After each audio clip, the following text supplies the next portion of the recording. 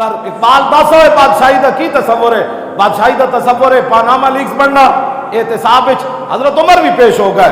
سیدنا صدیق اکبر فرمایا اے جتنی میں تنخواہ لئی ہے واپس کر دینا، اے پیالہ بھی واپس کر دینا، اے اونٹنی بھی واپس کر دینا، اے کمبل بھی واپس کر دینا. جدو صدیق اکبر دنیا تشریف لے گئے نا تے آپ جتنی تنخواہ لئی 2 سال 2 مہینے جدو پیسے واپس بیت المال آئے، اونٹنی بھی آئی، کمبل بھی آیا، پیالہ بھی واپس آیا، تے حضرت عمر چیخ اٹھے، فرمایا صدیق تسی تے چلے گئے ساڑھے واسطے کام مشکل کر گئے.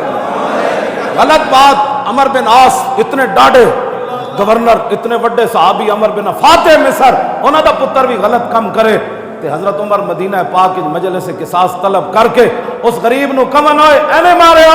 انہیں کہا جی اینے ماریا. فرمایا تینو مار دیں کی کہندا سی؟ گورنر دا پتر، صحابی رسول دا پتر، تابی مار رہا. کیوں جی؟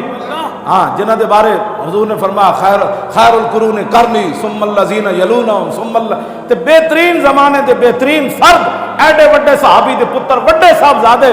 آج صاحبزادے بگڑ گئے تے کہتے جی وہ صاحبزادہ صاحب. میں آکھو عمر بن عاص دے پتر تو وڈا کیڑا صاحبزادہ ہے؟ ہاں صاحبزادے دین دا کم نہ کرن، داڑیاں مڑان، بدماشیاں کرن، نمازاں نہ پڑھن، قرآن نہ پڑھن، حافظ نہ بنن، عالم نہ بنن. کیڑی گل دے صاحبزادے؟ پیسے بٹورن دے صاحبزادے، حضور دی امت دے جناب شرینیاں لین دے صاحبزادے. صاحبزادے تے اوون جناب جڑے کربلا وچ گئے.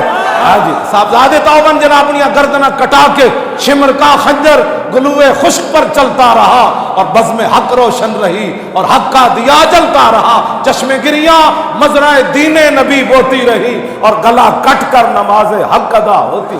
کیوں جی؟ عمر بن عاص دے پتر. حضرت عمر فرمایا لیاؤ نپ کے نو.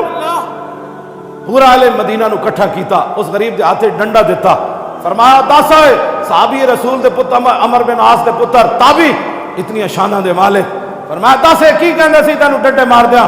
انہیں کہا جناب میں نو کہندا سی میں گورنر دا پتر ہاں، اکرمین دا پتر ہاں، معززین دا پتر ہاں، تے تو میرے گھوڑے تو اگے گھوڑا کیوں لے گیا؟